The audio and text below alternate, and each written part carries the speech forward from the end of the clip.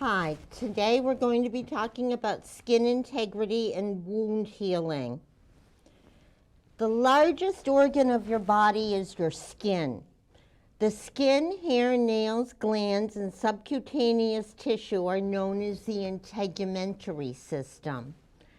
Main function of the skin is to provide a barrier. As a barrier, your skin protects you against water loss, prevents fluids and pathogens and chemicals from entering your body. Intact skin acts as a barrier for pathogens entering the body.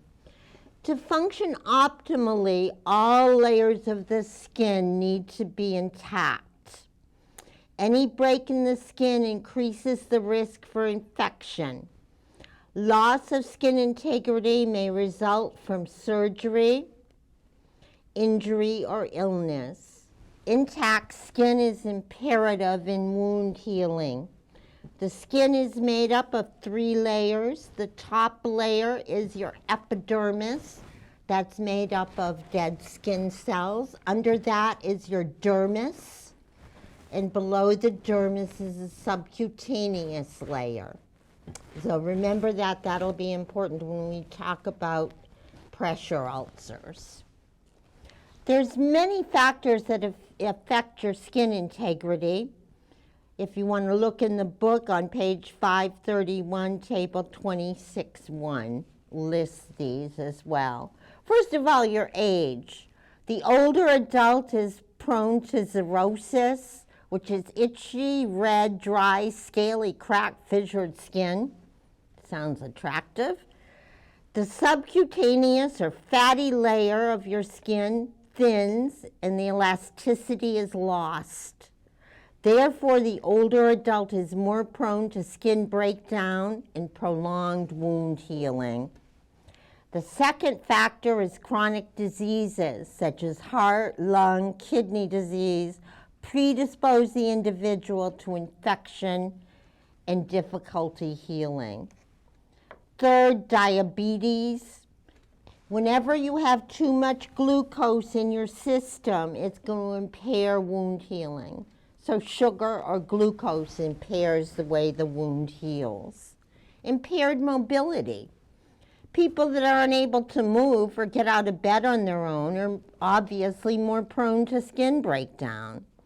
We just talked about immobility, and you know that immobility causes increased pressure on the skin and leads to skin breakdown. Your nutrition and hydration affect your skin. Adequate intake of nutrients is essential to maintain skin integrity. Decreased protein impairs tissue healing and repair, and dehydration leads to poor skin turgor. Overhydration leads to edema. If you have decreased sensation or decreased cognition, people with certain diseases such as a CVA, which is a stroke, diabetes, maybe they're paralyzed, etc., they're going to have diminished tactile or touch sensation, making them more prone to skin breakdown. People with impaired cognition, like Alzheimer's disease, cognition, someone in a coma or with a decreased level of consciousness, are at a risk for skin breakdown because they're not aware of the need to reposition or the dangers of heat, sharp objects, tight shoes, etc. If you have poor circulation, one of the major causes of chronic wounds is poor circulation because oxygen-rich blood cannot reach the tissues. This is a problem with your arterial system or your arteries. And waste products cannot be removed from the tissues. That's a venous problem. Oxygen is needed for proper wound healing. The moisture of your skin is going to affect your skin integrity. Too much moisture, if a person is incontinent or heavily perspiring, leads to a softening of the skin. We call that maceration. Maceration increases the chances of skin breakdown. Bowel incontinence is very troublesome because of the digestive enzymes and microorganisms, and they can excoriate the superficial skin layers, leading to a condition or a syndrome known as MASD, which stands for moisture-associated skin damage. Medications you take can affect your skin integrity. Side effects of medication can affect wound healing and skin integrity. For example, steroids can affect how quickly you heal. Chemo medications, radiation, those things affect your immune system. If you have a fever is going to cause a lot of sweating or perspiration. That's going to increase moisture. It's going to increase your metabolic rate, and it increases the tissue demand for oxygen. Infection and contamination. Contamination means there's microorganisms in a wound. They can lead to infection, and you know the signs and symptoms of infection: increased foul odor, drainage, change in color of the wound, and tunneling. Multiple wounds cause delayed wound healing as well. Your lifestyle affects how your skin is going to heal. If you exercise and are active, it increases your circulation, and that helps maintain your skin integrity. Tanning and ultraviolet light can lead to skin cancer and skin damage. And your hygiene routine. Too much soap is going to remove your normal skin oil and cause it to dry and break down the barriers. Too little soap is going to lead to increased oiliness, clogged sebaceous glands, those are oil glands, and the inadequate removal of microorganisms. That can also lead to wounds and lesions. So those are some of the factors that affect your skin integrity. There's many, many more. A wound, everybody knows what a wound is, but to put it into a definitive term, a wound is a disruption in the normal integrity of your skin. A wound may be intentional, like a surgical incision, or unintentional, like a pressure ulcer, a scrape, or a cut. A wound can be open or a wound can be closed. An open wound, the skin is compromised and you can see an opening. A closed wound, the skin remains intact, but you can see an abrasion or a scrape. The types of wounds, and you can see my pictures, and there's also pictures on page 524. First is an abrasion. An abrasion is a superficial open wound. It's a scrape, a scratch, a carpet burn, a skinned knee. An abscess. An abscess is a localized collection of pus due to microorganisms. Most likely an incision and drainage needs to be done for it to heal. A contusion is a closed wound. There's no break in the skin. A contusion is a bruise or ecchymotic area. Ecchymotic is a black and blue. A contusion would be if I punched you in the nose or in the eye, a black eye. A contusion is caused by blunt trauma that causes damage to tissue underneath your top layer or your epidermis. The color changes in the contusion from blue to bluish to green to yellow as it heals. Eventually the contusion is going to heal and it's going to fade away within days. A crushing wound is a compression injury. There could be minimal or no skin break, like if something heavy, in this picture, something heavy fell on the person's finger and compressed the tissue, but there's no break in the skin.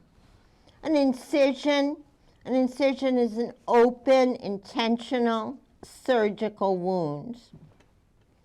A laceration is a tear. The skin and mucous membranes are torn open accidentally. If you look at these wounds, they have jagged edges. It could be caused by a knife or a piece of broken glass. A penetration wound, that's an open wound where the object causing the wound lodges in the tissue. Similar to a puncture wound, except the object remains in the tissue. So in this picture, the person somehow got a nail stuck in their finger. I have a friend that their husband is a roofer. He was using a staple gun to do roofing, and he actually stapled through his hand and stapled his hand to the shingle. A puncture wound is also an open wound caused by a sharp object that pierces the skin like a needle or a nail, but that doesn't stay in the wound. The wound looks like a round hole, and you can look deep and see it's deep into the tissue. Another type of wound is an arterial ulcer. An arterial ulcer results from bad circulation of oxygen-rich blood. An arterial ulcer results from decrease in circulation of oxygen-rich blood to the tissues. So the blood in the arteries is not getting into the tissues or the peripheral areas of the body. An ulcer appears that's small and round and has smooth borders. The wound looks pale. Usually you see this on a lower part of the leg, like the ankles, the toes, the side of the foot, maybe the shin. The skin around the arterial ulcer looks shiny, thin, dry, and it's cool to the touch. The capillary refill below this area is going to be decreased or not as good. It'll fill slower. The pain increases with activity, and also it increases when the legs are elevated. Always with arterial wounds and ulcers, if the legs are elevated, it increases the pain. If arterial blood flow is blocked due to a clot or stenosis means narrowing, tissue necrosis is going to occur. Necrosis is just a fancy word that means the tissue is going to die. I know there's a lot of different words in this lecture, a lot of vocabulary. It's a lot of material to learn. Bear with me and review it. It will come to you. I don't expect you would know all of this immediately and commit it to memory. A venous stasis ulcer is the opposite. A venous stasis ulcer occurs because the return of oxygen, poor blood from the legs back to the heart is compromised.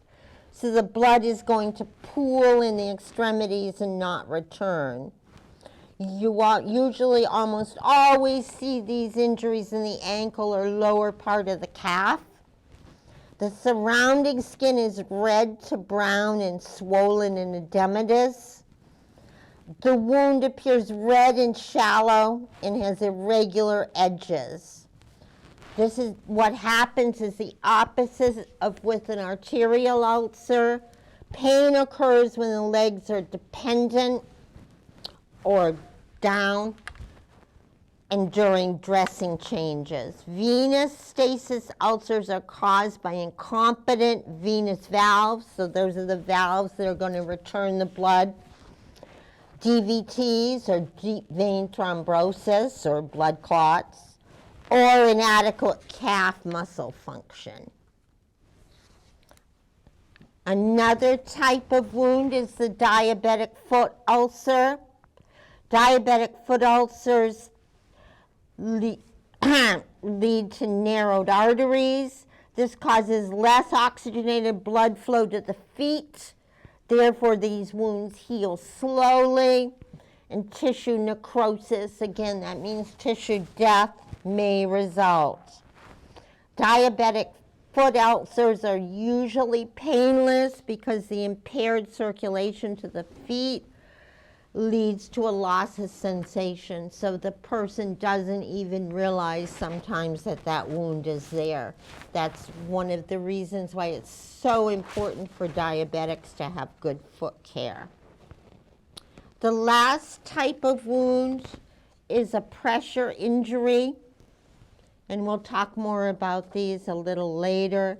Pressure injuries are caused by pressure against the skin that's going to compromise the blood flow, resulting in ischemia.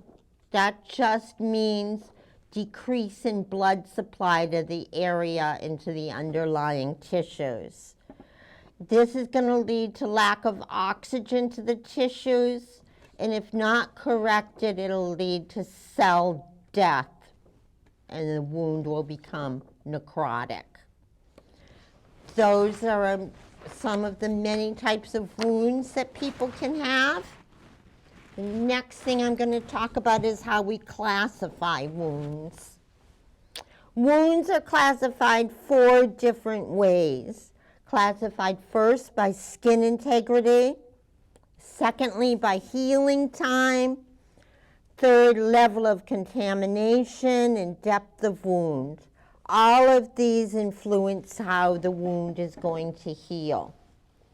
First is skin integrity, and we already talked about that briefly. The skin integrity simply means is the wound open or closed. A closed wound has no breaks to the skin. That's going to be a contusion. You'd see that with a simple fracture. An open wound, you can clearly see that there's damage. There's a break in the skin or mucous membranes. That would be a laceration, abrasion, a puncture, a penetrating wound, a surgical incision, or a compound fracture. So that's the skin integrity, again, is the closed or open wound. Next is how long does it take for the wound to heal? An acute wound is going to heal quickly. It's going to be a short duration, and the wound is going to heal with no complications. Chronic wounds have a long duration before they heal. The healing is prolonged because of infection, trauma, ischemia, again that's lack of oxygen, or edema. A chronic wound would be a pressure ulcer, arterial ulcers, venous ulcers, and diabetic ulcers.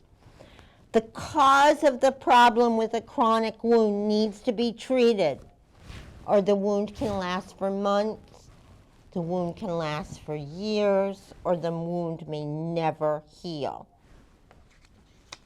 So that covers number 1, skin integrity, number 2, length of healing, number 3 is the level of contamination. A clean wound means it's uninfective and only has minimal inflammation. A clean, contaminated wound, that's when you have a surgical incision that enters another system. So, for example, I decided today, because I was bored, I'd just take out your appendix, but I do it surgically, so I enter into another body system, but I do it surgically. So a surgical incision that enters other systems, such as the GI system, the respiratory or genitourinary system. These wounds are clean, but they're called clean contaminated because they have the potential to become contaminated or infected. A contaminated wound is a wound that has been grossly contaminated by breaking a sepsis. This could be caused by trauma, or it could even be caused by surgery. Infected wounds, in this case, the infection process is set in, because there's a high number of microorganisms in that wound. The wound is symptomatic, so you see the signs and symptoms of infection, which are purulent pus-like drainage, necrotic, maybe necrotic tissue, erythema or redness, warmth and edema, pain and odor. Those are signs of infection. A colonized wound contains an increased amount of microorganisms, 100,000 per gram, as does the infected wound, but as of yet, no signs or symptoms of infection are observed. It won't be long before the colonized wound is called an infected wound. Okay, so we talked about the type of wound, if it was open or closed. We talked about the length of healing, the level of contamination, and last is the depth of wounds. A superficial wound just involves the epidermis. The epidermis is the top layer of the skin that's caused by a friction, shearing, or a carpet burn, or sunburn, you could say. Partial thickness wounds go into the epidermis, which is your top layer of skin, and into the second layer of the skin, the dermis. It doesn't penetrate totally through the dermis, it just enters part of the dermis. A full thickness wound is the worst for depths of wounds. It goes through the epidermis, the top layer, through the dermis, the second layer, and into the subcutaneous layer, which is the deeper layer of cells that has fatty tissue. And it may go even deeper. It could even go into your bones and muscles, but the criteria that it has gone into the epidermis. The deeper the wound, obviously, the longer the healing time. So all of these four categories have a rebound effect on one another. Speaking of chronic wounds that can become deep and take a long time to heal, I want to talk about pressure ulcers for a little while. Don't be overwhelmed with this. I'll tell you what you need to know about them. You're going to learn a lot more as we go along in the course, but this is just an introduction. Pressure ulcers have had many names. We've called them decubiti, pressure sores, bed sores, and so forth. The name of the wound has evolved and changed through the years. And then in 2016, the National Pressure Ulcer Advisory Panel, there's so many pressure ulcers, they've actually made a national panel for it, the NPUAP. They changed the name from pressure ulcer, which we had been calling it, to pressure injury, because some of the stages of pressure injuries do not actually contain ulcers, which is true, because an ulcer is an open sore, and in a stage 1 pressure ulcer or stage 1 pressure injury, you do not have an open area. A pressure ulcer is a chronic wound. The mortality rate for pressure injuries is 70% in older adults within 6 months of the wound forming, unless it heals and resolves. The cause of death is usually sepsis from the infection of the ulcer. In most cases, pressure ulcers are preventable by vigilant nursing care. In a frail older patient, such as a patient with end-stage AIDS or cancer, nursing measures may not be enough to prevent pressure ulcers. There is just not enough that you can do to prevent them, even though you try. Bony prominences, if you look at my diagram that shows you where your bony prominences are, pressure injuries form over bony prominences. A bony prominence is a place that protrudes or sticks out on your body, like your ankle. Or your elbow is a bony prominence. Bony prominences have very little subcutaneous or fatty tissue under them. So they don't have any protection. And they're more prone to pressure or pressure injuries than the more padded skin areas. Bony prominences are your sacrum, your outer ankle, your heels, your shin, your ischial tuberosity, which is the lower portion of your hip bone, the greater trochanter, which is the neck of your femur, and your elbows. Pressure over bony prominence compresses the skin and blood vessels in the area. The point of pressure for a patient on bed rest is the mattress. So if this is my mattress and my elbow is on it, my bony prominence is pressed against the mattress. So that's the area of pressure. The bony prominences contract the surface of the mattress for an extended, let me start that over again. The bony prominence contacts the surface of the mattress for an extended period of time, and eventually a pressure injury is going to occur.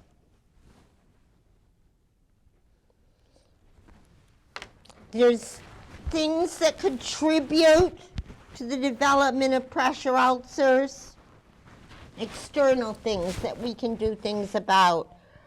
The first one is friction, rubbing the surface of the skin against an unmovable force, which is the mattress. So when you drag somebody to boost them instead of lifting them, you're rubbing the surface of the skin against the mattress. Shearing. Shearing occurs when the muscle moves in one direction and the skin stays stationary. This is going to cause damage to the underlying tissue in the blood vessel. Shearing occurs when the head of the bed is elevated more than 45 degrees and your patient slides down. When you do a boost, the muscles move upward, but the skin may remain where it is. So the rest of the body, the bones and the muscles slide up, but the skin remains where it is. You most commonly see this in the sacral area. Moisture contributes to the development of pressure ulcers, especially the moisture caused by urine and feces. It leads to skin breakdown.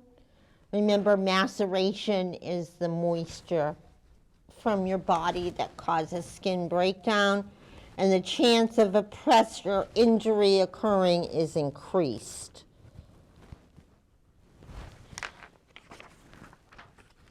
Maceration, remember those initials, MASD, moisture-associated skin damage from the moisture from the urine or the feces softening the skin.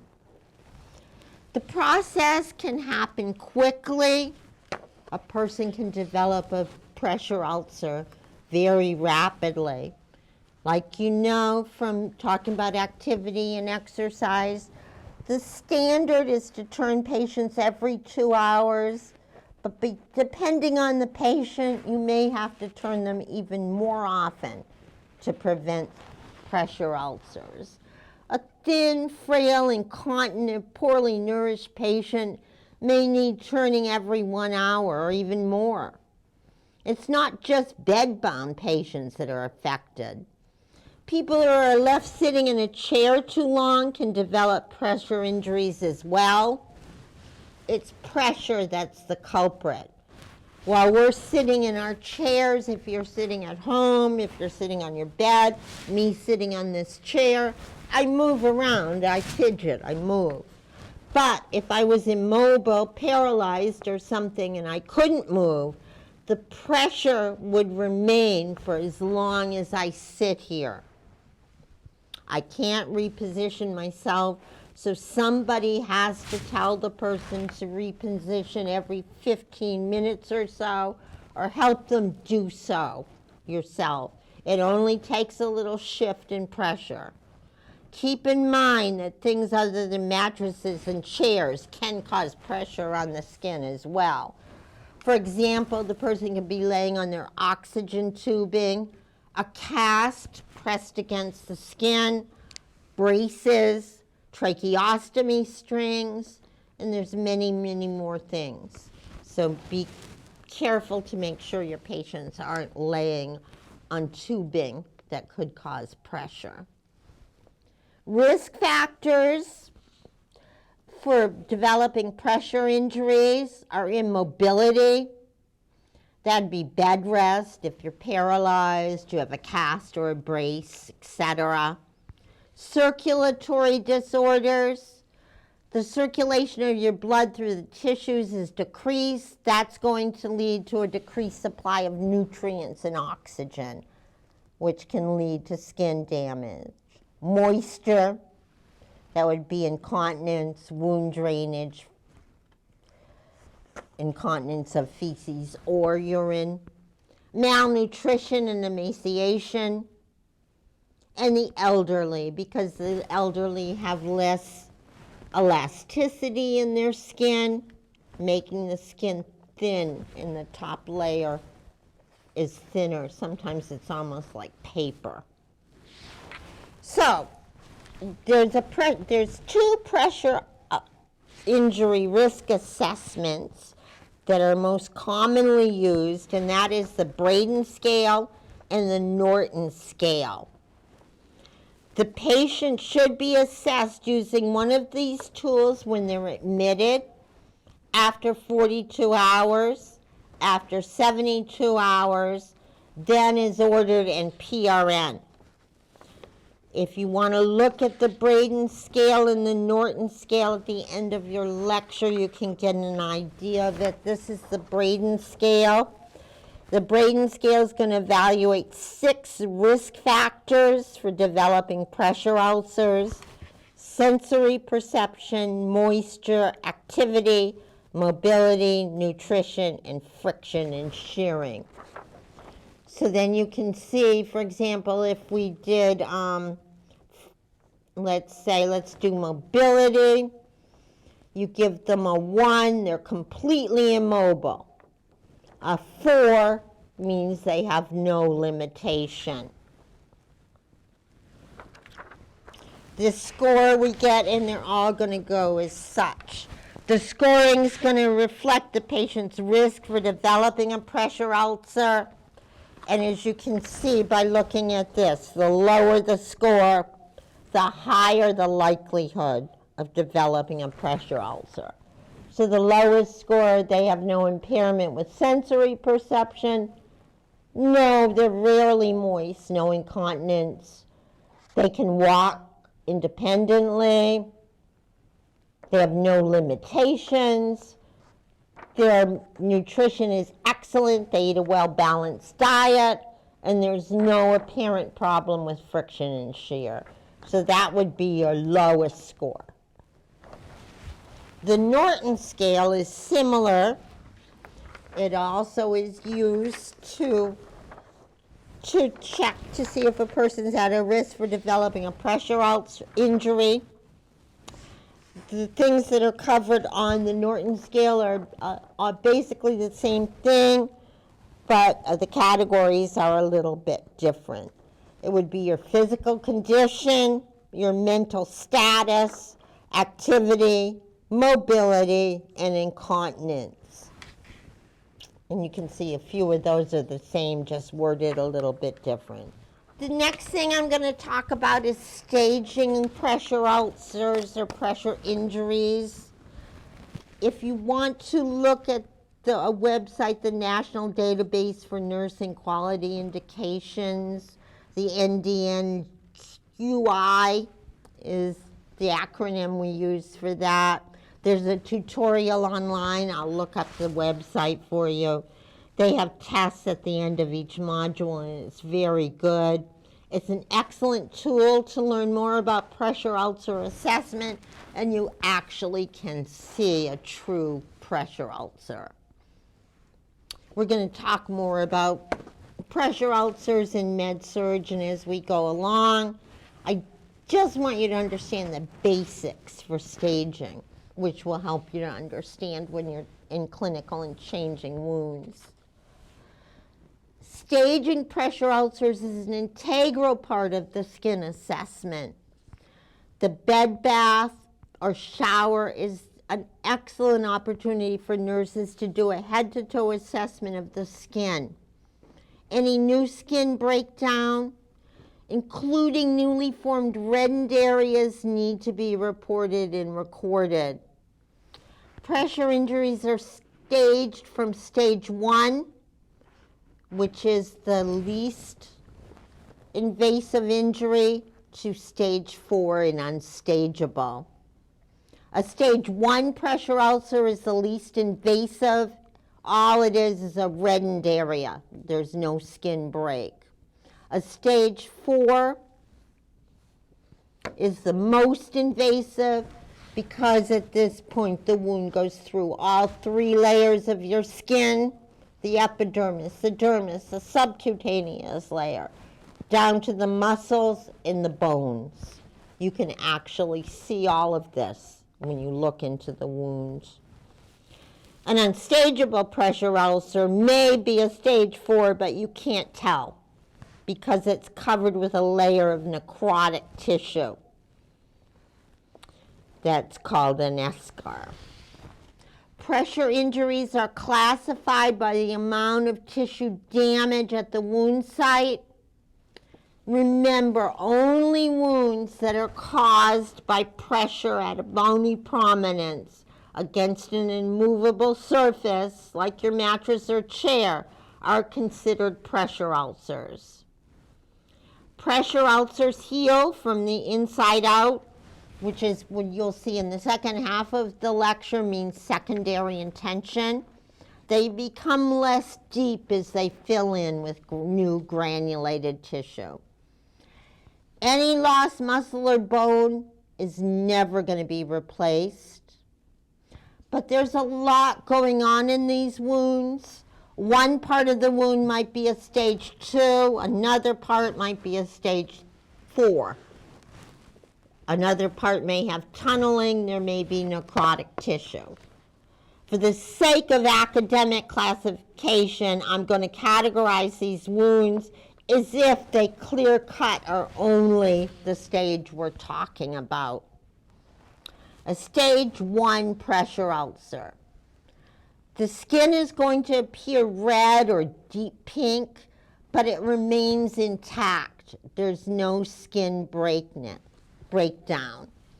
The redness is visible over a bony prominence, and the red discolored area does not, remember this, does not disappear for 1 hour or longer after you relieve the pressure. So I'm going to reposition the person so they're off of the reddened area. There's no pressure on it now. In 1 hour, the redness is going to remain. A stage 1 pressure injury is painful. Stage 1 pressure ulcers often go undetected in people with darker skin. So in summary, the skin remains intact with unblanchable redness, meaning that when you press on it, it doesn't come back. Okay, let me show you. Here's my skin. This is my person, and this is my person's skin. I'm going to blanch the skin. So I push on the area and quickly release it. when I first press on it, you can do this to your own skin, and you let go, it's going to be like a whiteness or lose its color. But when I release it, it quickly returns. So in an unblanchable area, the color does not return. And failure to blanch indicates a stage 1 pressure injury. So quickly, this involves only the epidermis or top layer of the skin. The skin is intact with no breaks. There's redness over a bony prominence. The redness does not disappear when pressure is released. They have unblanchable redness, and it's painful. A stage 2 pressure ulcer. At this point, the pressure injury has begun to open. You can see cracking or peeling areas in the skin. The wound has probably penetrated into the dermis, or the second layer of the skin. The skin almost looks blistered, and you may notice a skin tear. A stage 2 pressure ulcer is also painful, and it may be infected. The wound bed looks shallow and pinkish. Remember we talked about this, there's a partial thickness skin loss of the epidermis that penetrates the dermis. It looks like an abrasion, a blister, or a shallow crater. So, stage 2 pressure ulcer is into the epidermis, into the dermis. The skin is not intact. It's broken. It appears cracked and blistered. It's painful. It may be infected, and the wound bed appears pink and shallow. If untreated, we'll progress to a stage 3 pressure injury. Now the wound crater is deeper. It extends through the epidermis, through the dermis, and into the subcutaneous tissue, or the third layer of the skin. Now it is a full thickness wound. So full thickness means it's penetrated every layer of the skin, all the thicknesses of your skin. Tissue death or necrosis is notable at the subcutaneous level. The muscles, tendons, and bones are not visible. There is probably drainage. By this time, the wound is painless, no pain, and the infection is probable. So, to summarize, a stage 3 pressure ulcer goes through the dermis, a stage 3 pressure ulcer goes through the epidermis, top layer of the skin, through the dermis, second layer of the skin, and into the subcutaneous tissue layer, which is the third layer of the skin. The crater is deeper, no muscle, bone, or tendon involvement. There's drainage. It's painless, and it's probably infected. A stage 4 pressure ulcer.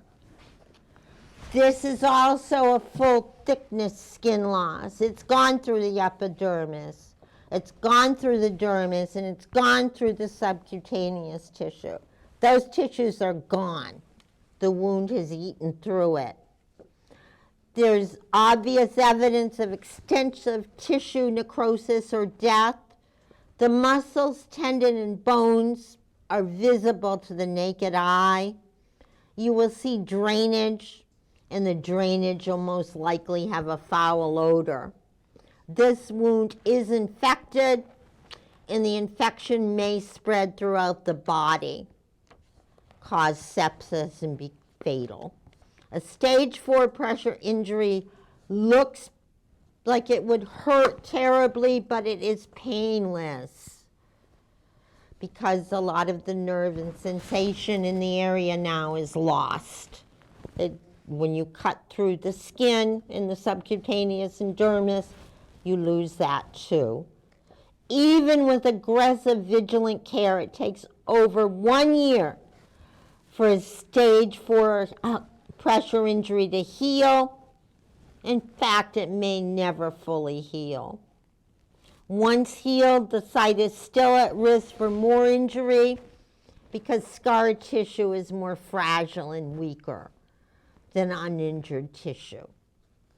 So a stage 4 pressure ulcer goes through the epidermis, through the dermis, and through the subcutaneous layer of the skin. It's destroyed all those layers. The muscles, tendons, and bones can be seen. There's visible necrosis. There's drainage with a foul odor. It's painless and it's infected. Unstageable pressure ulcers, you can see in the picture that there's an eschar or a dark black area of dead tissue that covers the pressure ulcer. It has to be removed in order to see the depth and base of the wound. The eschar adheres to the skin surrounding the pressure ulcer and forms a leathery seal. In some cases, a lot of cases, it's better to leave this undisturbed because at least the tissue underneath is somewhat protected. Another category I'm just going to mention, you don't need to learn a lot about this, is suspected deep tissue injury. Remember them, the National Pressure Ulcer Advisory Panel?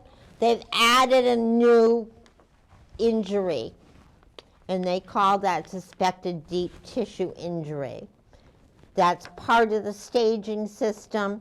A deep tissue injury would be suspected if you notice localized discoloring of intact skin. The skin's going to look maroon to purple. It may also look like it's blood-filled, like a blister. You know what a blister looks like when it has pus or blood in it. These color changes indicate possible damage to underlying tissues due to pressure or shearing. The area may be painful, firm, mushy, boggy, and cold or warm. So it's a little bit subjective what you're going to see. But they have added that, so I want to include it. I wrote an example next of a documentation for a pressure ulcer. Would be what you'd write in a nursing note, and I'll let you read that over for yourself. And if I could include the little drawing and mark off where I see the pressure ulcer, that would make my note even better. So on the little chart, you have one, and there's a bigger one further along. Circle where you see that skin breakdown. How do we prevent pressure ulcers or pressure injuries? First, you do the risk assessment. Use your Braden or Norton scale. Assess the person's skin on admission daily during patient care and PRN. Be mindful of risk factors like age, fever, blood pressure, nutritional status, incontinence, mobility, weight, and medical diagnoses. Look at the skin. With adequate lighting, assess the skin every shift in PRN for patients at risk. Carefully look at the bony prominences. Look for any signs of redness due to blood vessel dilation, tenderness, or edema. In nursing homes, a full skin assessment is done and documented on shower days, but it's not a bad idea to do a less formal documentation or inspection of the skin daily. You want to make sure you look under the breasts, in the abdominal folds, or any areas where the skin touches skin. Every breakdown doesn't have to be a pressure ulcer, and you can have breakdowns in your skin folds. Inspect under oxygen and urinary catheter tubing. Inspect the bridge of the nose and the nares. the nasal septum if you have a patient on a BiPAP or CPAP machine, or nasal cannula. Look at the skin if a person has a tracheostomy. Look under the phalanges and ties in the inflation tubing to see if there's any skin breakdown. And always palpate the skin for temperature and warmth. Another thing we can do to manage skin breakdown is to manage the moisture. As we've said, you're probably sick of me saying it, increased moisture, incontinence, and diaphoresis or perspiration leads to skin breakdown. Provide skin care as soon as possible after an incontinent episode.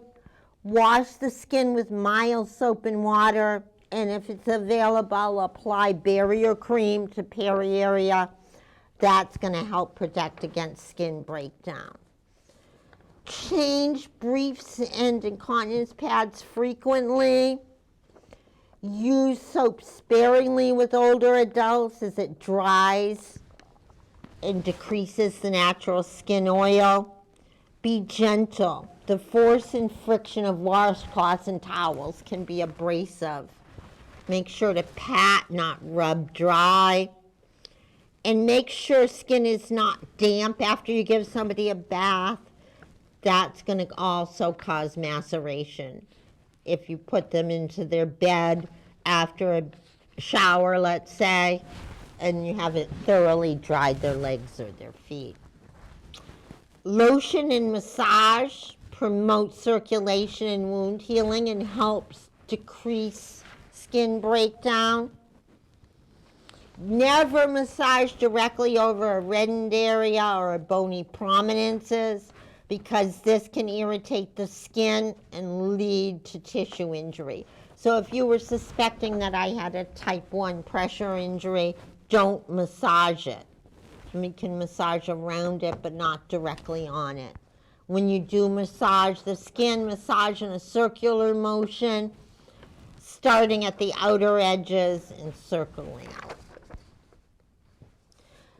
Linens can actually cause skin breakdown, so keep the linen clean, soft, dry, and wrinkle-free.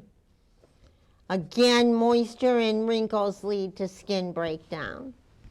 Good nutrition and hydration can prevent skin breakdown. They're vital to skin integrity.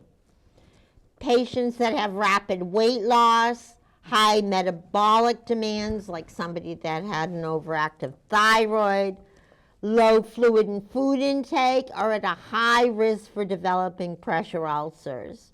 Monitor the percentage of food eaten and the fluid intake carefully. A diet high in protein is going to increase tissue healing if the patient is malnourished, and that's causing skin breakdown. Pressure and immobility. Encourage increased mobility. Exercise and activity is tolerated as long as you have the doctor's order. Make sure you turn and reposition someone at least every 2 hours to prevent tissue damage.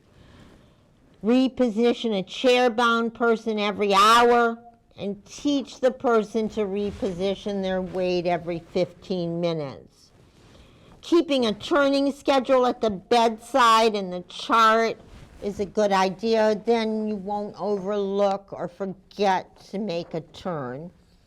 Perform passive range of motion exercises on immobile patients and encourage mobile patients to practice active range of motion.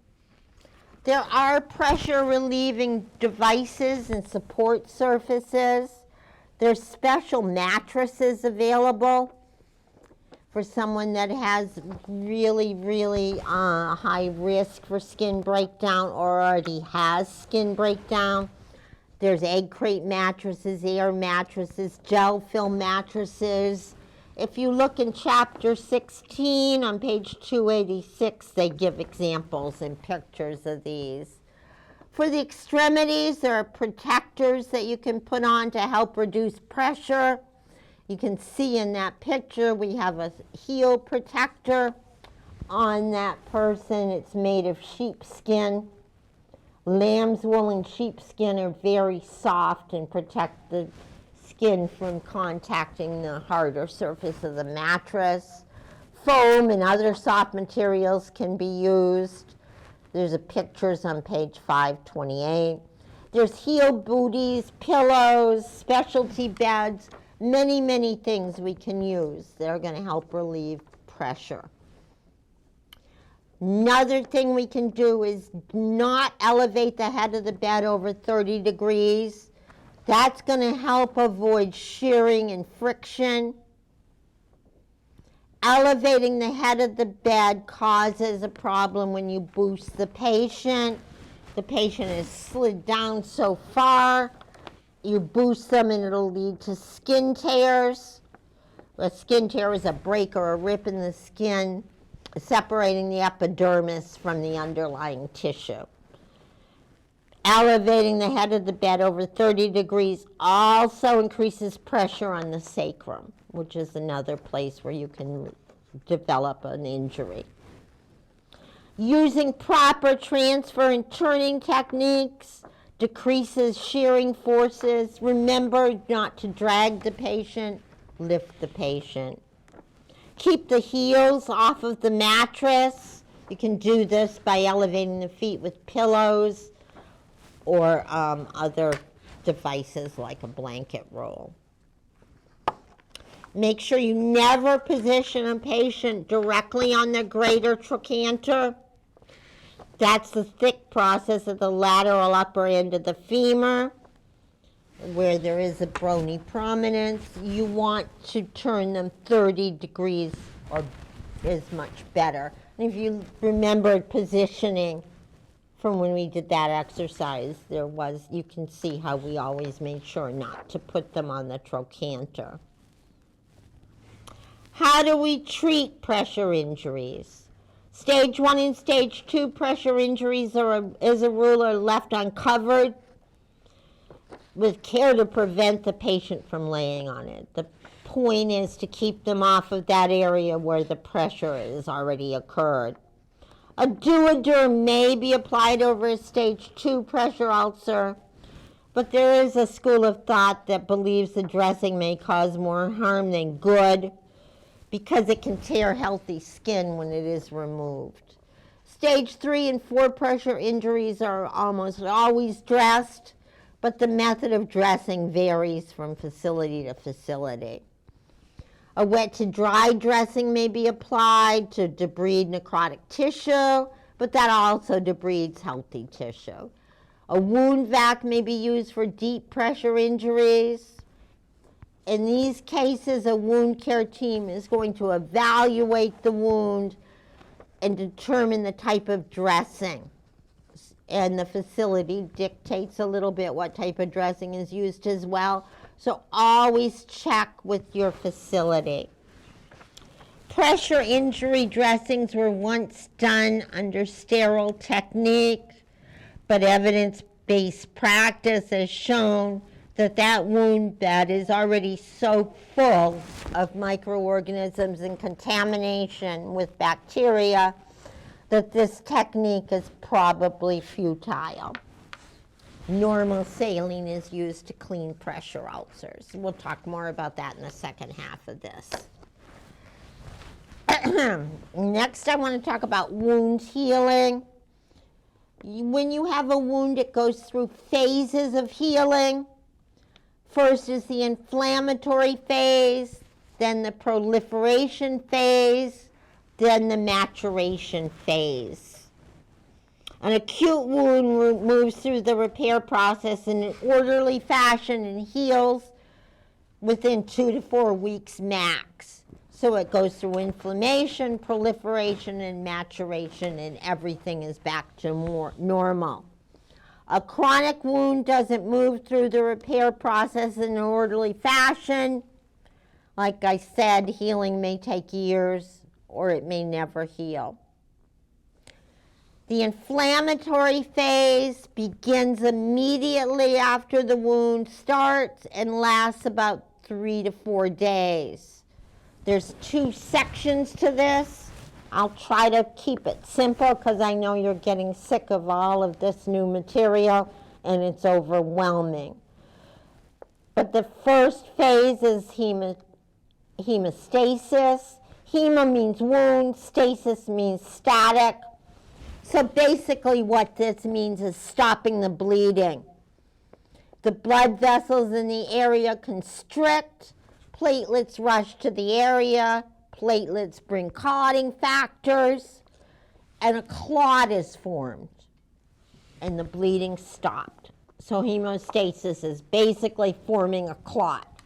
Inflammation happens next. After the blood clot is formed and the bleeding stops, the blood vessels dilate and enlarge so that white blood cells can rush to the area, and the specialized white blood cells, macrophages, which are like little Pac-Men, they engulf and digest the bacteria in the dead cells. That's called phagocytosis. At this point, the wound is edematous, red, and painful. When the inflammatory phase ends, a scab is formed. So you will have hemostasis plus inflammation equals scab. And you move to the second phase or the reconstruction phase. That should last, it begins on the 3rd or 4th day and lasts about 21 days. It happens when new healthy tissue begins to generate. Basically what happens is a bed of collagen, that's a protein, is formed that starts filling in. Another word for filling in is granulate. So this protein or collagen starts to fill in the wound. The collagen is going to add strength to the new tissue. The granulated new tissue is going to look beefy red and fragile. It's very fragile and it'll bleed easily. Eventually the scab dissolves and the wound edges pull together and seal the wound with a layer of skin. The last phase is maturation. Some places call it remodeling. It begins about the 3rd week after the injury, and it may last for months. Some sources actually say that it may take up to 2 years. But what happens here, you get a stronger collagen, a stronger protein that's formed that's going to replace that fragile granulated tissue that formed during the reconstruction phase. So this new stronger collagen is going to change the shape of the wound and make it stronger. What it does, it forms a scar and scar tissue so that the wound bed is stronger. So the scar tissue is stronger than granulated tissue, but it's only 80% as strong as the original uninjured tissue. These stages of healing are interactive and interwoven. Different parts of the wound can be in different stages of healing. The next thing I'm going to talk about is the way wounds heal. You can look at page 530. I want to tell you I won't be asking you in-depth questions on what I just covered or what I'm going to cover now. If I do ask a question on it, it will be simple. Wounds heal by regeneration, primary intention, secondary intention, or tertiary intention. So these are pretty simple to understand. Regeneration, so the wound only affects your top 2 layers, your epidermis and dermis. Regeneration is going to take place. There's going to be no scar formation, and the epidermis and dermis form new skin that's going to look exactly like the uninjured, intact skin before it. The skin appears exactly as it did. That's regeneration. Then you may heal by what's called primary intention or first intention. In this case, there's no tissue loss or minimal tissue loss. The edges of the wound are closed. And remember this word, another word for closed is approximated. So when the wound comes together, it's approximated. There'll be no scarring or little scarring. This is the way a clean surgical wound is going to heal. It'll heal by primary intention. The third way it heals is by secondary intention. This process occurs if extensive tissue loss occurs, which leads to poor closing of the wound. It happens because the wound edges do not meet, they don't close, they don't approximate. Remember the word approximate. Or the wound can't close because it's infected. In either case, the wound is left open and heals from the inside out. Granulated tissue, that beefy red new tissue, will start to fill in the wound, starting at the deepest spot and moving upward. These wounds heal slowly, they're prone to infection, and they have more scar tissue. Pressure ulcers and infected wounds heal by secondary intention. Tertiary intention, or third intention, happens when at first we've got a surgical wound that's infected, so we're letting it heal by secondary intention. After it's healed to the point that there's no evidence of edema, infection, or foreign material in the wound edges are closed by suturing. So I let it heal almost by secondary intention, but I decided at the end that it would be much better to close the wound with sutures. You've got to watch these wounds very closely for infection and use strict aseptic technique to prevent it. So, with tertiary healing, there's less scarring than secondary intention, but more scarring than primary intention. I wanted to say any questions. And I'm sure you have many, but bear with me. The wound assessment.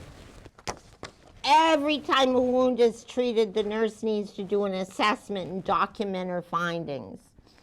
First, you want to note the location of the wound, the type of wound. Is the wound open or closed? The size of the wound.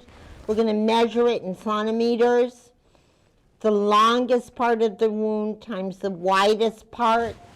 You can measure it with a tape measure. Again, don't put it right on the wound. You're going to want to put it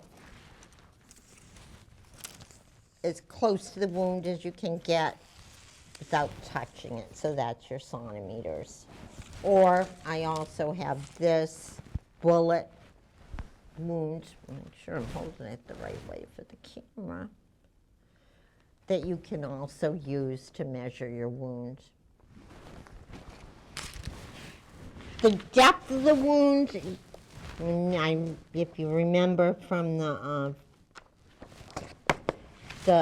lecture Mrs. Savage did on Zoom, she used a sterile Q-tip that she inserted into Daniel the tiger, and then kept her finger where the depth would be. I don't have a sterile Q-tip. I have everything else, but I don't have that.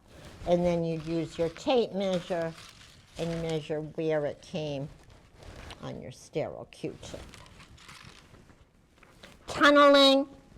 If you have tunneling, you also measure that with a sterile Q-tip. You want to look at the condition of the surrounding tissue. Do you see granulated tissue or do you see necrotic tissue? Look at the wound bed.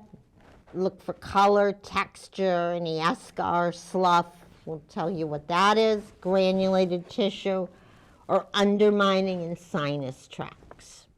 Any drainage, and how much drainage? Is it light drainage, moderate, or is it heavily draining?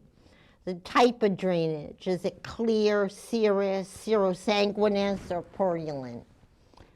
Is there an odor? If there is an odor, is it faint, moderate, or very strong? And on your 1 to 10 pain scale, how painful is the wound? You want to look at the lab results. I don't really expect you to know too much about these, but I'll go over them. You want to look at the CBC with the diff. You always want to look at the WBC or the white blood count. An elevated white blood count is a sign of infection. An ESR is also, I'm not even going to go over that, particularly, there'll be no questions on it. And wound cultures. I can culture your wound to determine the type of bacteria in the wound, and then I can put it on an agar plate in a petri dish and find out what antibiotics, if any, it would be sensitive to. I want to look for signs and symptoms of infection, because you're going to get an infection when the bacterial count overtakes the body's natural defenses. So what am I going to see in a wound? I'm going to see increased drainage, foul odor, purulent drainage, changes in color of the wound bed. There'll be new tunneling in the wound, absent or very, very fragile granulated tissue, and localized swelling, redness, heat, pain, maybe a fever over 104. And is the wound approximated to the edges, touch and meet? And then I want to look at the wound to see what type of closures we have on it, if any. Are there sutures? Are there staples? Are there steri strips? Is it just healing on its own by primary intention? Wound drainage. There's a lot of different types of drainage that may ooze from the wound bed. Another word for this is exudate. That's fluid oozing from a wound because of inflammation. First, you can have serous drainage. Serous drainage is just watery drainage. It's kind of straw-colored. Sanguinous means that the drainage is bloody. It's probably indicating capillary damage. Remember, fresh blood is bright red, older blood is dark reddish. Both are called sanguinous. We don't discriminate. Serosanguinous is often the type of drainage you're going to see in a new wound. The drainage is really watery, but it's also bloody, so it'll look watery and pinkish. So serosanguinous is a combination of serous and sanguinous. Purulent is pus drainage. The drainage is full of white blood cells, bacteria, and cellular debris. At this point, you know the drainage is infected, that it's been caused by a pyrogen or a pus-forming bacteria, which would be staph or strep. Purulent drainage is found in infected wounds, and the way it's going to appear is usually thick and yellowish. Purosanguinous drainage, now that's when you're going to combine the purulent and the sanguinous, so it's got blood in it, but it's pussy, so it's red-tinged pus. This happens because small blood vessels in the wound rupture and mix with the infected purulent drainage.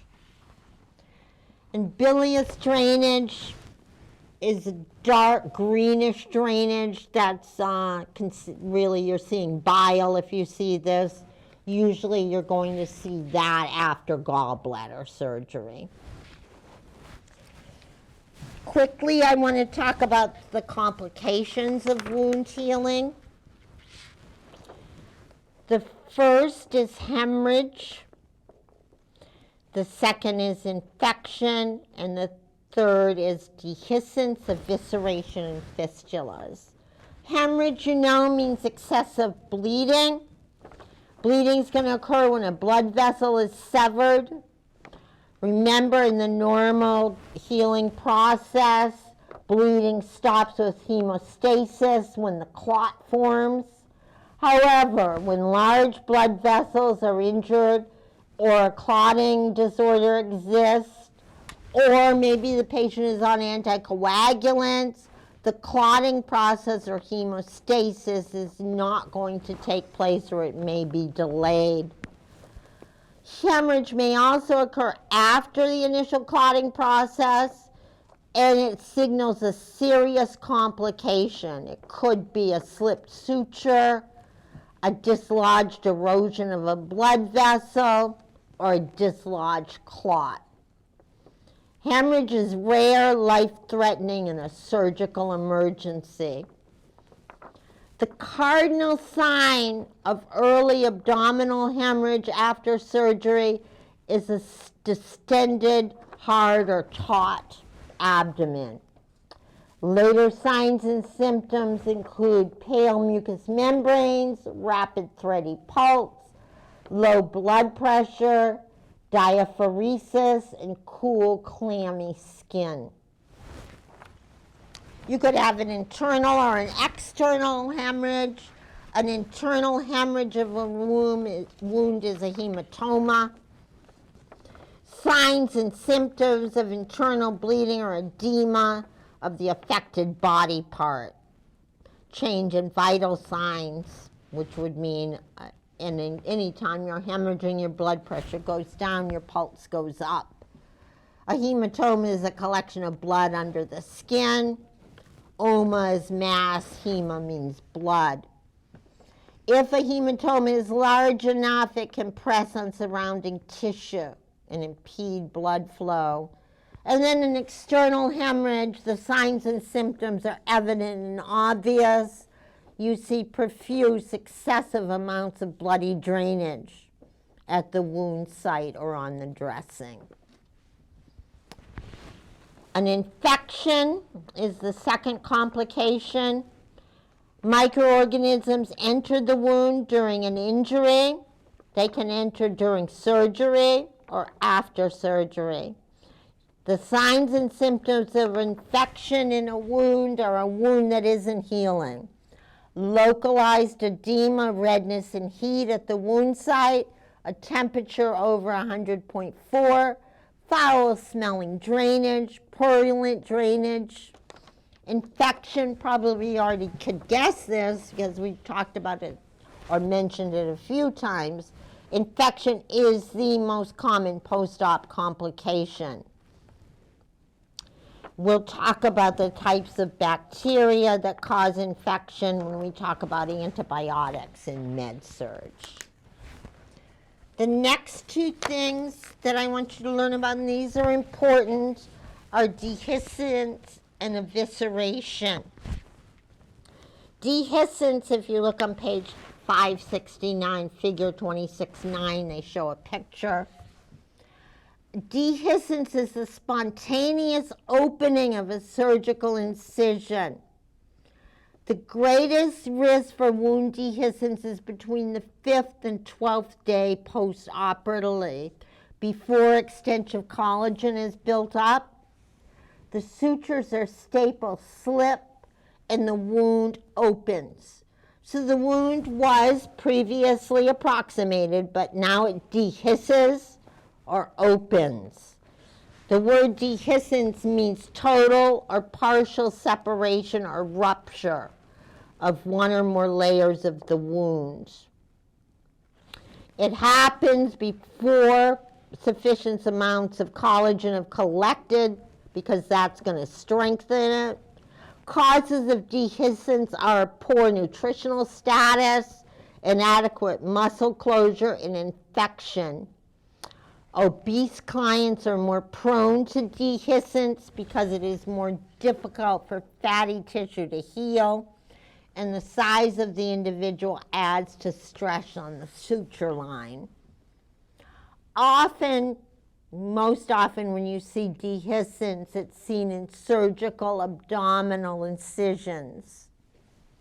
The signs and symptoms, the person often tells you that they have a feeling of a popping or a tearing, especially when they strain. So when I cough, if I vomit, if I just strained with a bowel movement, when I change a position. After they hear or feel that popping sensation, there's an increase in serous drainage. In fact, a sign of impending dehiscence may be an increase in the flow of serous drainage. This patient should remain on strict bed rest with their head of the bed elevated 20 degrees and their knees flexed. Call the doctor ASAP. He may order a binder to prevent evisceration. So what happens is the suture or staple slip. The wound that was previously closed opens up, and there's a partial separation or rupture of one or more layers of the wound. Worse than this even though is evisceration.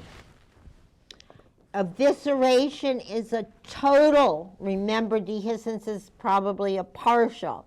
Evisceration is a total separation of all the layers of the wound.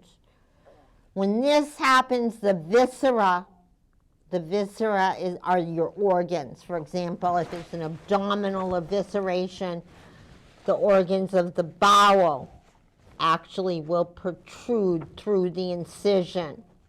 An evisceration is a wound that is life-threatening and it's a surgical emergency. If this happens, cover the wound with a sterile dressing soaked in normal saline because you want to keep the internal organs from drying out and becoming contaminated with external environmental bacteria. Keep the person on bed rest with the knees bent to reduce strain on the incision and notify the surgeon stat. I'm going to talk about wound care for the end of the lecture. Always use standard precautions when you give wound care. If a wound is infected, follow contact precautions and sterile dressing changes. Wound care involves more than dressing a wound. When initially assessing a wound for the proper care, a nurse must use critical thinking and common sense. So here's my little unpoetic poem. If a wound is dirty, clean it. If it's slough, don't fluff.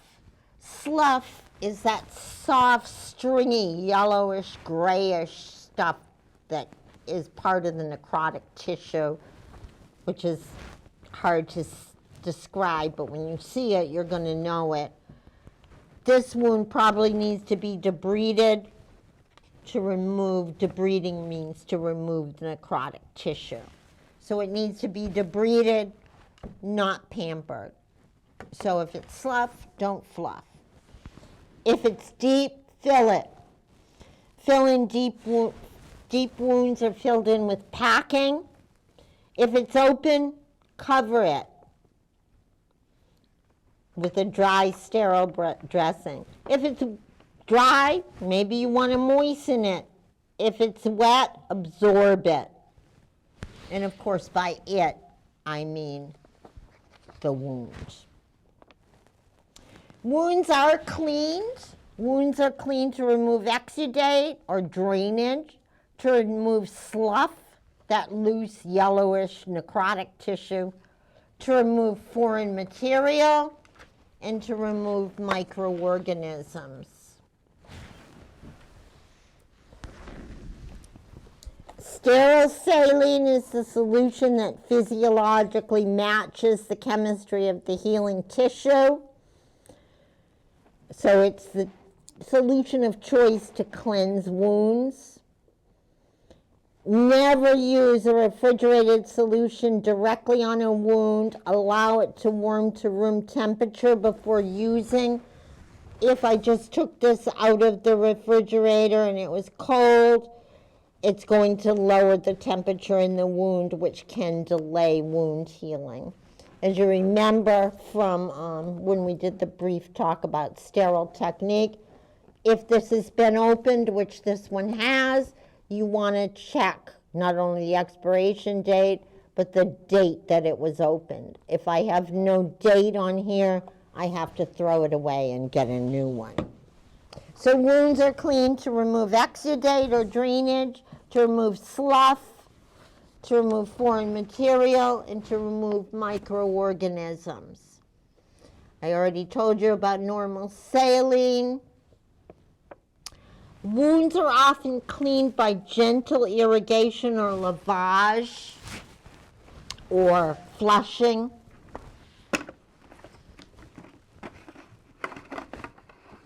Irrigation removes debris, as does cleaning. The difference is that I'm going to create a mild force. I'm going to get a large syringe, or in this case I've got an irrigation bowl, like a turkey baster. But I could use a 35 milliliter syringe to gently irrigate the wound. So normal saline, I will have, this isn't a sterile procedure. I have my non-sterile gloves on. I lit my solution, I pour it into the container. Then I hope I have enough here. I'm going to pull it up into my syringe. And then you can see I'm going to have some more force than I would if I just poured the water over it. I'm going to gently irrigate the wound. So that's irrigation or lavage. So I'm flushing the wound out. A wound is cleaned from the superior end towards the inferior end. Never go back over an area already cleaned. Always dispose of your swabs, 4x4s, cotton balls after every stroke. So I don't want to keep using the same 4x4 over and over and over again. Dressings. There's many different kinds of dressings. It's a protective covering that we're going to place over a wound. The type of dressing used depends on the properties of the wound. Like I said in my little poetic, non-poetic poem, and the treatment goals. The purpose of dressings is to provide drying for the wound, absorb drainage, keep the surrounding healthy tissue dry and intact, protect the wound from infection and contamination, help with hemostasis or clotting, maybe for debriding. It may be to lower or eliminate the dead space. It could be to prevent heat loss, apply pressure to control bleeding, to promote comfort and decrease pain, or to contain odor. There's a wide variety of materials available to dress a wound. The dressing of choice depends on the wound location, the size of the wound, the type of the wound, the presence of infection, the need to debride, and the frequency of the dressing changes. This is just an introduction. So I have several different types here, starting because it's the first one on our list. There's the non-adherent dressing, or TELFA, which I have here in my package. The non-adherent dressings have shiny side that's not going to stick to the wound. So we open it like that. I didn't put my sterile gloves on because I think they're a size too small, but pretend I did. and here you can see this is the telfa. So this side is the shiny side. I don't know if it'll show up right on camera. This side is more absorbent. So I'm going to put this, so I'm going to use this non-adherent dressing with the shiny side that won't stick to the wound. I'm going to put the shiny side right on the wound. The exudate's going to seep through it, so all the drainage is going to go through it. If I can get some of this out. And then it's going to be absorbed by the more, you see it's seeped through and went to the other layer that's going to be more absorbent. Non-adherent dressings cause less wound trauma when the dressing is removed. Another thing we use a lot are what we call ABD pads. They're abdominal pads. I guess they name them that because you often use them for big abdominal dressings. They're used when you want to cover small gauze pads. So let me put my, struggling, but I think I did it. This glove is not the same size. They're huge. I guess I thought they were 6s. They're 9s. They're too big for me. So remember, I can touch any surface to the other surface. This I've got to be careful with, but I could do it. Okay, I got those on too easily, and they're too big for me, and I'll probably contaminate them. Obviously, I'm going to contaminate them during this dressing change because I don't have all my material. So here is my body. This is what I'm going to dress. Imagine this is large, like a person's abdomen.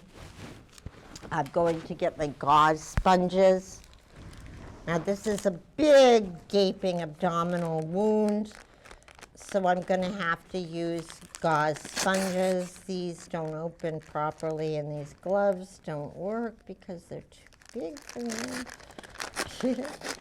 So I'm going to put my gauze sponges on, and maybe I'll use another one just because I have one. Usually the better ones you can peel that way. These peel strange, so you have to rip them. But,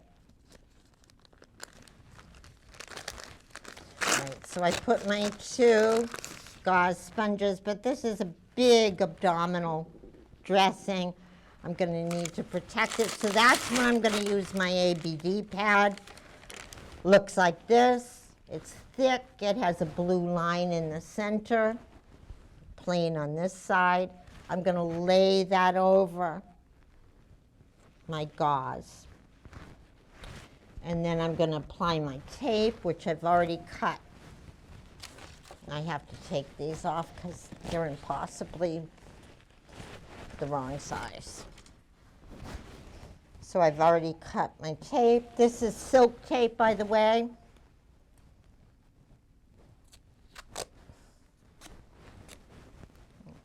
Cut it.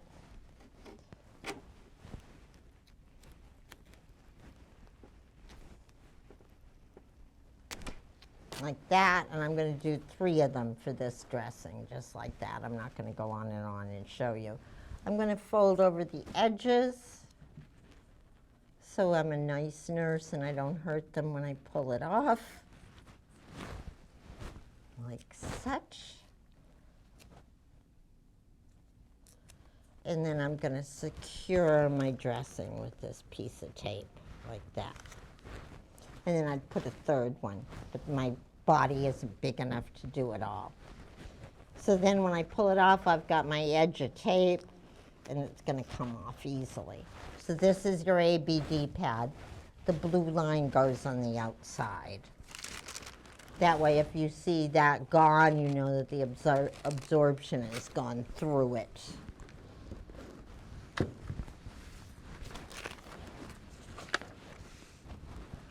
The gauze dressing, these are these. These are 4x4s. They have littler ones that are 2x2s, but we use these all the time. They're the most commonly used dressings in nursing. It's absorbent. It can be used for packing, debridement, but it needs to be changed frequently if the drainage leaks through it. While we're talking about it, let me show you. Packing, say I had a deep wound, I would have a pair of tongs, and in this little bottle, you can see the gauze strips. I'd find a corner of it and pull it up, and then I would, this one, the corner I didn't get.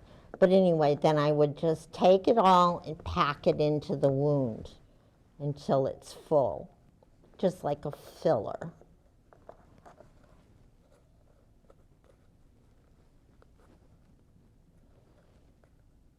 This one is moistened, but that's what gauze filling looks like. There's transparent film dressings, or hydrocolloid dressings. I don't think I have one of those. And I do not. But anyway, those are the ones that are clear that you can see through. Would put, if I had an IV in my arm, you'd have that over it. It protects the skin, keeps the IV tubing and the needle in place, but you can look through it to see if the IV is infiltrated. We do what we call dry sterile dressings, and we do dry dressings. A dry dressing is what I just did on my abdomen model here. You use dry gauze and put the Abd pad over it. If it was sterile, you would use a sterile field and sterile gloves, and make sure you get your sterile gloves in a size that's not too big or too small, or you won't be able to work properly. A wet to dry dressing. Again, let me take my absorbent telfa out. I'm going to, this may or not be sterile. Let's say it's not sterile. I am going to take my gauze pad and moisten it in the normal saline so that it becomes wet.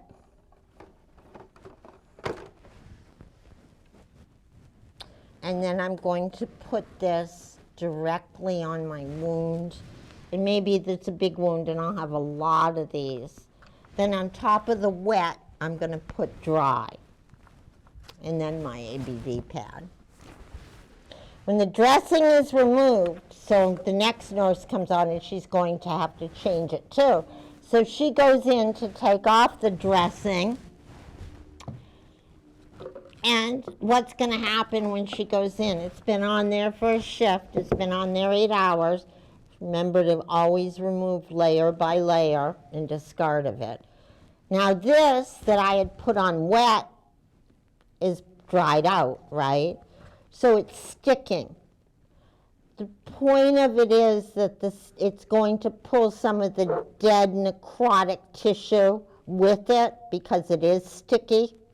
So when you gently take it off, you'll see some of the old debrided tissue on that. And you've gotten rid of necrotic tissue and slough. The problem with it is that the gauze isn't too smart. It really doesn't have a good brain, and it doesn't know the difference between healthy tissue and necrotic tissue. And you may pull some of the granulating tissue out as well when you're changing it. It is used a lot for pressure ulcers because they are so full of debris, exudate, and necrosis. But again, it can remove healthy tissue.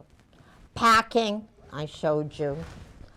There's an occlusive dressing. An occlusive dressing is a window, like Mrs. Savage we call them a window dressing. I may have an occlusive. No, that's just, I don't. Wait a minute. What's this one? Oh, here we go. This is an occlusive. A duoderm's occlusive. Anything like that is occlusive. So all 4 sides of the wound will be covered. These are occlusive gauze strips that are going to stick to the wound.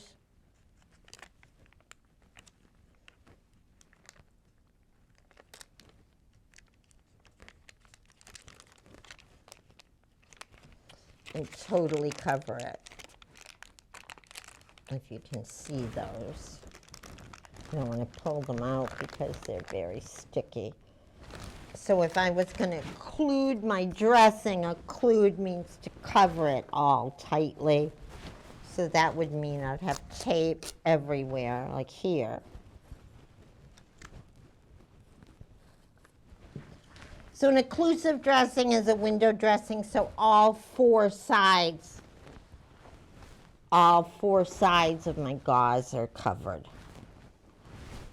And then there's antimicrobial dressings. That dressing I just showed you, the occlusive gauze strips, have probably have microbial material on them. Whenever changing a dressing, adhere to strict aseptic technique, which is clean, or sterile technique, depending on the doctor's orders. Usually a fresh surgical wound is going to be a sterile wound. And if you look up page 538, you'll see some other types of dressings and their purposes. I just wanted to give you a little overview. I also have in this kit, this is a dressing change kit, a non-sterile dressing change kit. So let me open that. It's not sterile, so I do not need to use my sterile gloves. I'll open it, and it's a handy little thing. It's got everything I need.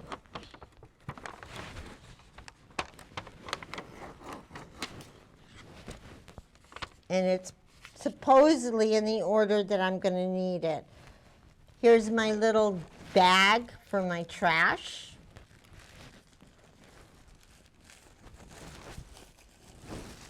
I'll fold these edges back so when I pull the dressing off, I've got it right there beside me. The next thing it has in it are my non-sterile gloves. So I've washed my hands. I can put on my non-sterile gloves.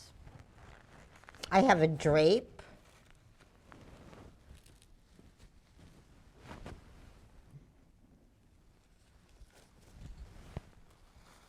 Pretty hard to do. Let's pretend it was sterile so I'm not touching it to the table.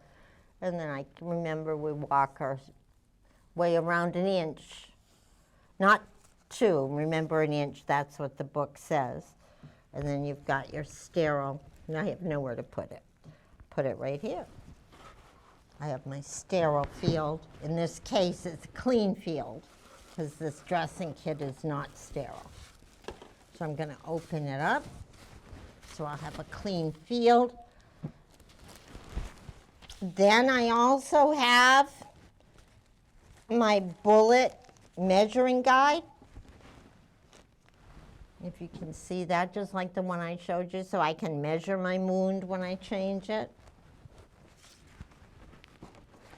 Next thing I have in there, that's an abdominal pad, an ABD pad, you can tell because of the blue line. I have scissors.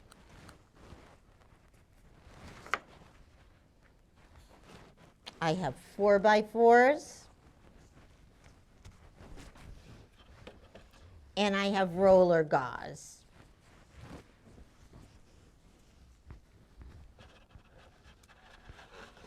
I also have a brand new bottle of normal saline. and I have tape. So it's got just about everything I want in it. Trouble being, depending on the size of the wound, it would be, you'd probably have to bring other supplies in with you.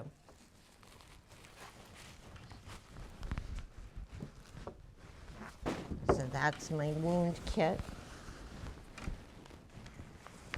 Again, this is my trash, so this is where I'm going to dispose of all the things I took off of my patient's dressing when I took it off.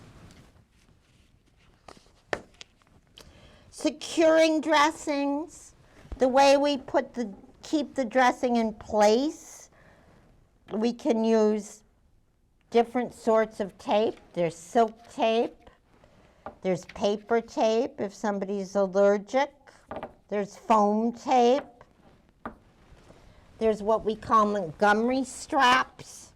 If you look at your book in page 541, you can see Montgomery straps. I can actually make them if you don't have them. And so you take a fatter piece of gauze, like that.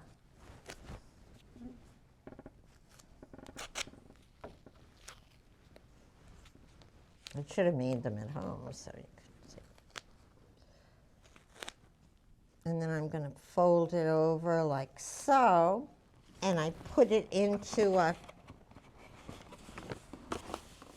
cut my gauze, I roll it, like let's say like so, roll it like a string, put it through my hole, and then I can tie the Montgomery straps and untie them when I'm changing a dressing. That's very good when you have frequent dressing changes if the person has sensitive skin. And the tape, you spare the person the misery of having the tape pulled off and on, because you only have to untie it. It's going to need to be changed, but only when it's contaminated or wet. So it is nice. You don't see them a lot, but they really do work right. When you're applying tape, place the tape so that it adheres to the intact skin and covers the dressing. So you want to make sure you have the right amount. You don't want to have it so long it wraps around the person's body, but you want enough so that it will stick and cover the dressing. So it needs to be long enough and wide enough so that it's going to adhere firmly to the intact skin on both sides of the dressing. You don't want it so long that the person can't even move around, because anytime they move, the tape would loosen. So judge it according to the size of your wound. Place the tape opposite to the body action or movement. So if you're taping an area like my joint on my elbow, which is hard to put a dressing on anyway, you want to have it go horizontally, not lengthwise. So going this way across my elbow in that way. If it's going this way, I'm going to bust it off right away. Turn the edges of the tape so that you get a little tab so it's easier removed. And gently remove the tape by loosening the edges and pulling it toward the wound. Apply slight traction to the person's skin. So I've got this piece of tape over the skin. I'm not going to want to yank it like that. I'm going to want to grab my tabbed edge and hold the skin taut when I'm pulling, so it doesn't hurt as much when it comes off.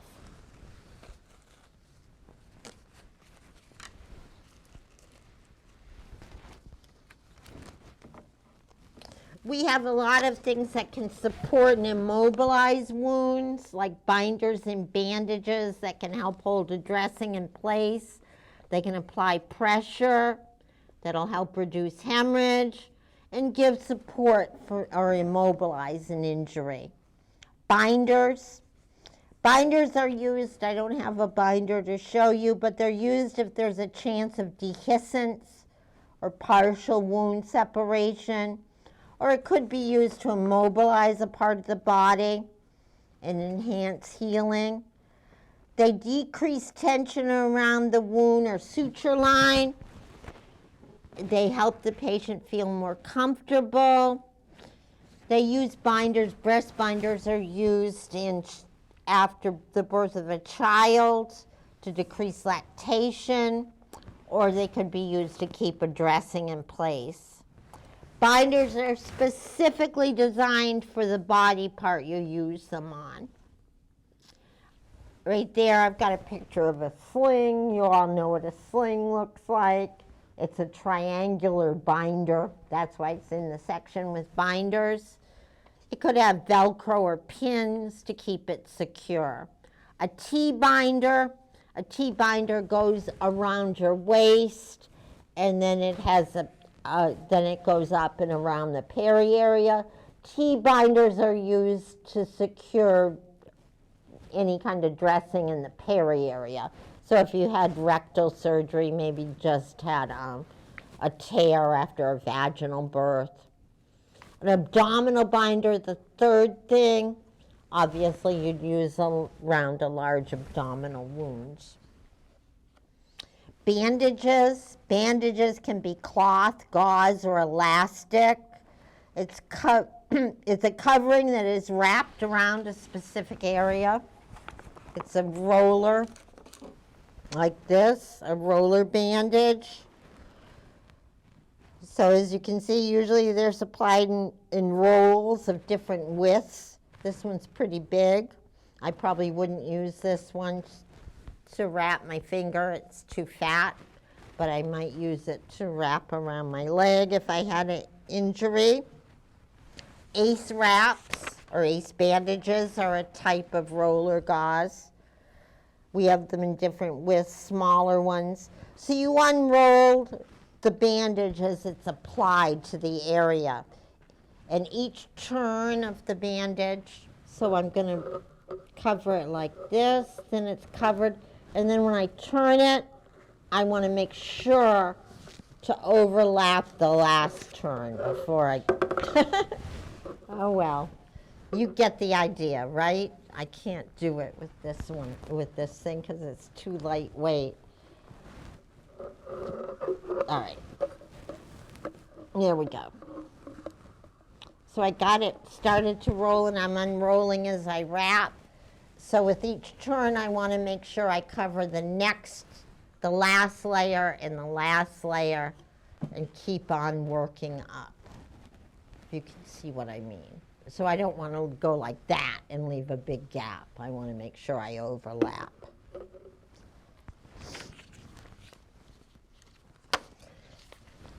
The next thing I want to talk about are drains. You see drains in surgical wounds.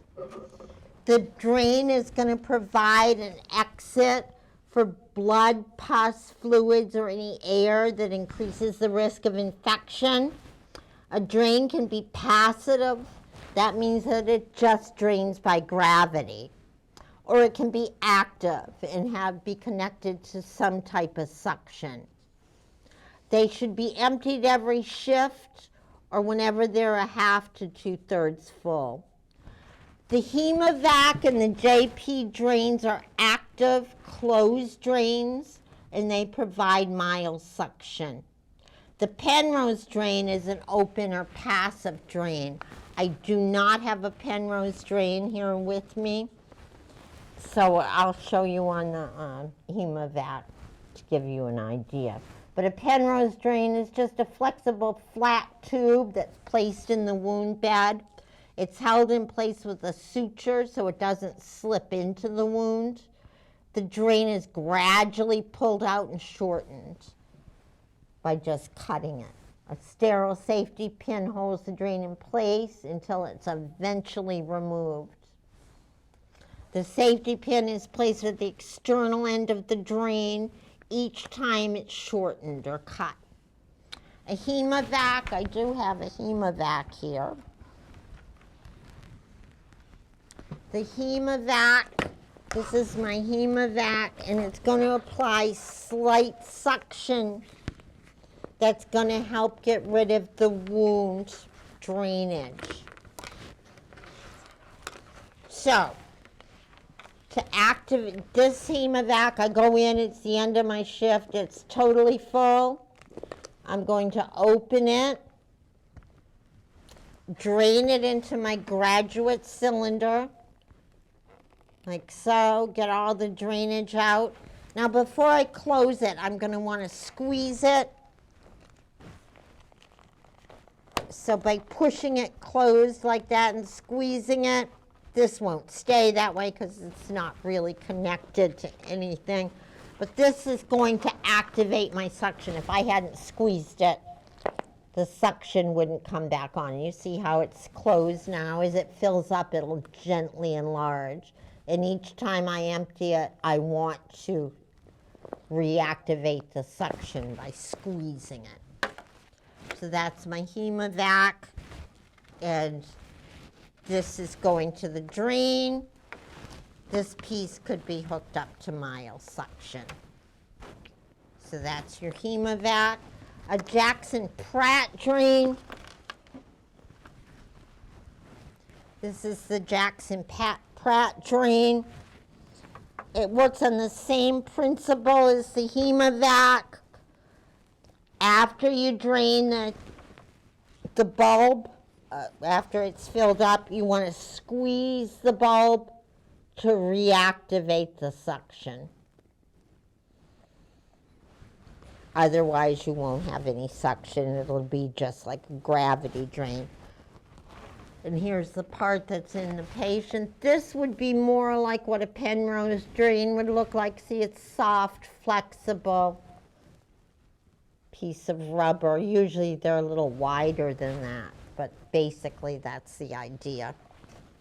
A wound vac. There is a picture of a wound vac. I don't have one. I believe Mrs. Savage had one though, and she did her presentation on Zoom.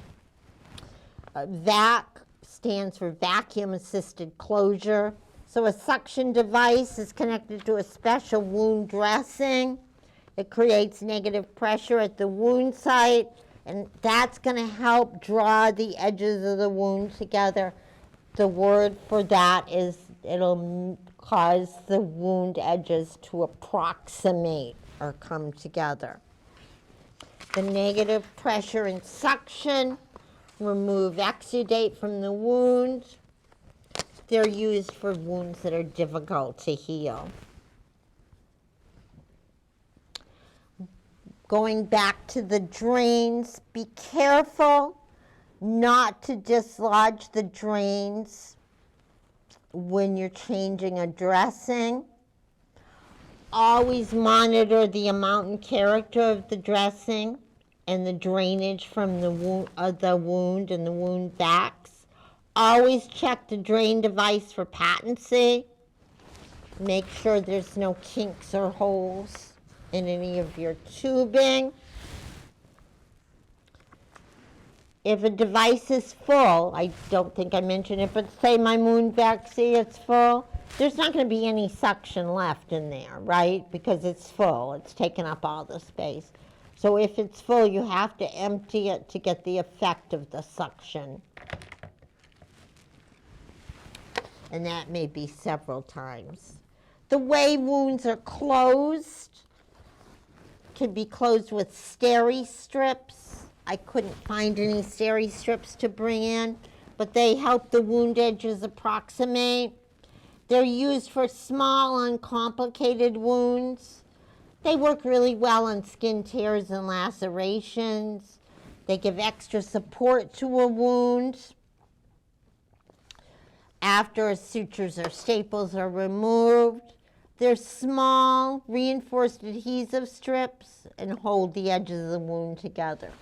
Sutures or staples, I have some demo sutures here so I can show you what a suture looks like.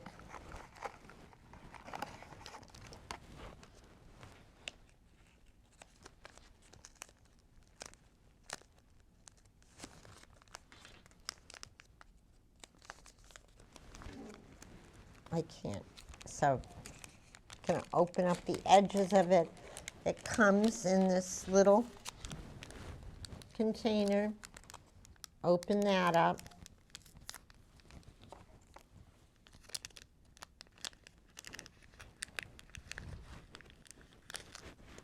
And inside here you have your suture.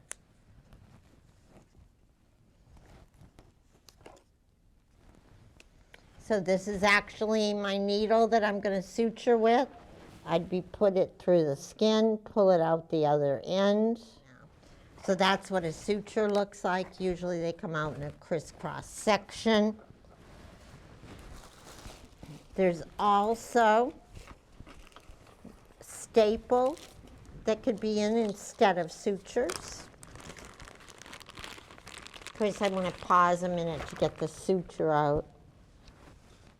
So I was going to do in a small wound, if I was going to staple, put staples in,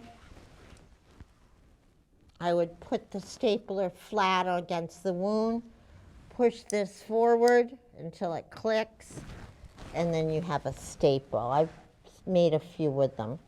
And you see what I mean? So I hold it down, push forward, and then I have a staple. And they're real easy to use. They're disposable. You just use it on one person.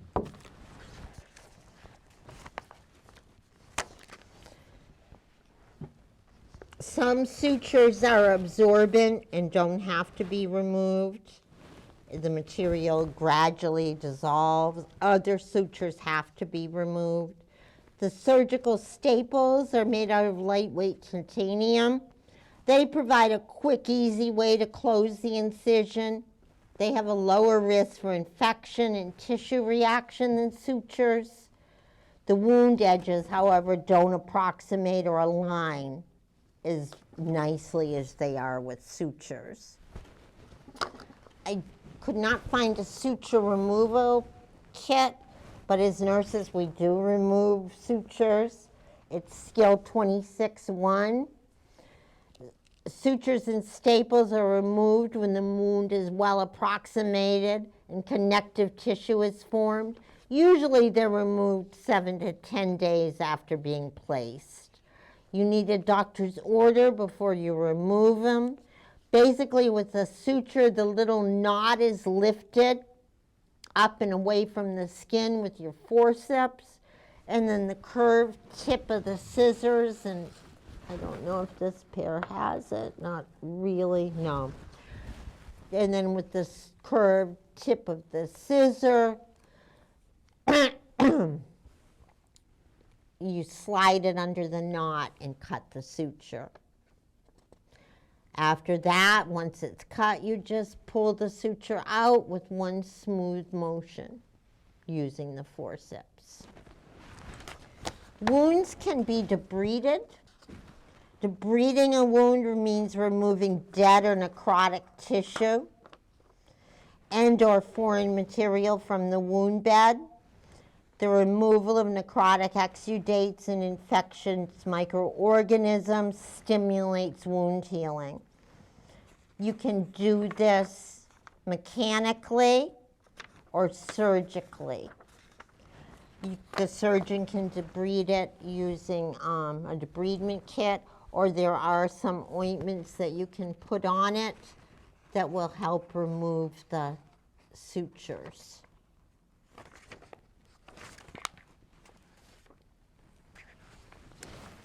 The last thing I want to talk about are hot and cold applications.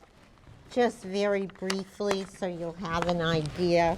This isn't necessarily part of wound care, but it fits in here, so we'll discuss it. Hot and cold applications have opposite effects physiologically on your body. Heat's going to cause your blood vessels to dilate, so vasodilation, the blood vessels get wider.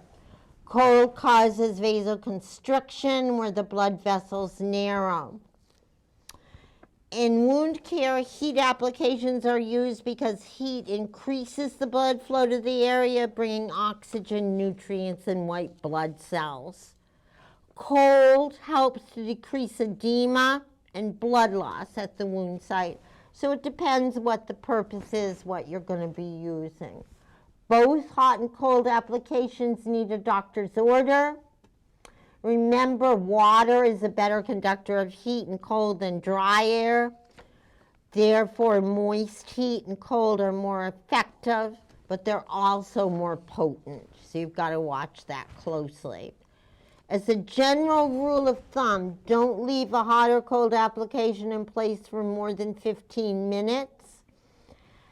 Application should be applied intermittently. So, if I'm applying cold to the area, I'll leave it on for 15 minutes.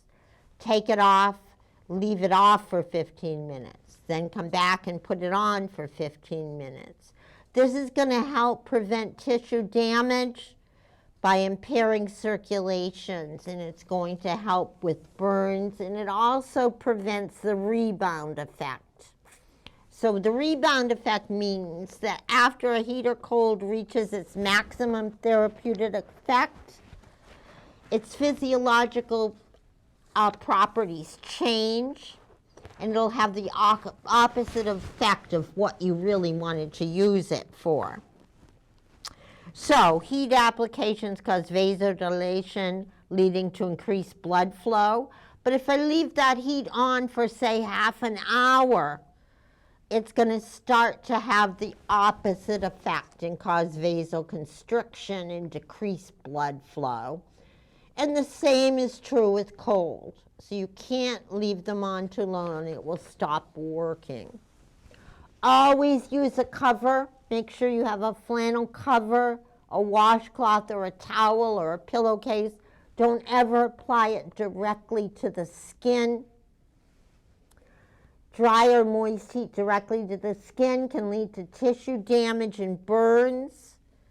In some instances, you need several layers of covering, like with the hydrocollator that they really only use in physical therapy these days.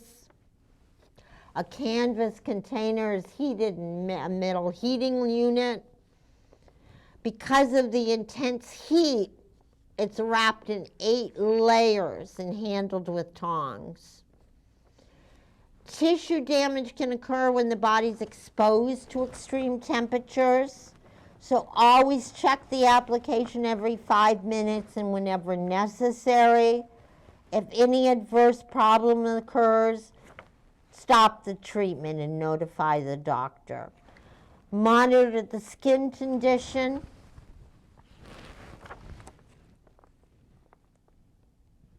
Monitor the skin condition, the temperature of the treatment.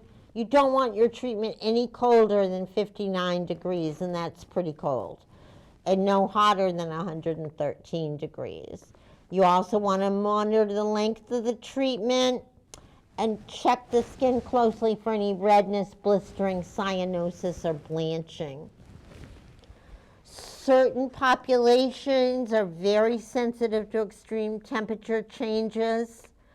Use heat and cold applications with caution in children under 2 and elderly patients. Use cold and hot treatments cautiously with people with diabetes, peripheral vascular disorders, neurological conditions, sensory impairments, and those that can't perceive temperature changes. With all of these populations, for a variety of reasons, they're more susceptible to burns and tissue damage. Highly vascular areas of the body are more highly sensitive to heat and cold, so they're more at risk for tissue damage. That would be your hands, your face, your fingers, your perineal area. Intact skin tolerates temperature extremes much better than injured or wounded skin. So be careful if there's any skin tears or injuries. And applications of heat and cold are better tolerated in small areas. So you probably want to avoid using heat or cold on a large area of skin. And then just lastly, I put some nursing diagnoses or problems related to wounds. First, I listed impaired skin integrity, or you could word it risk for impaired skin integrity, risk for pressure injury, infection or risk of infection, or inadequate nutrition. Those are all nursing diagnosis or nursing problems related to wound healing.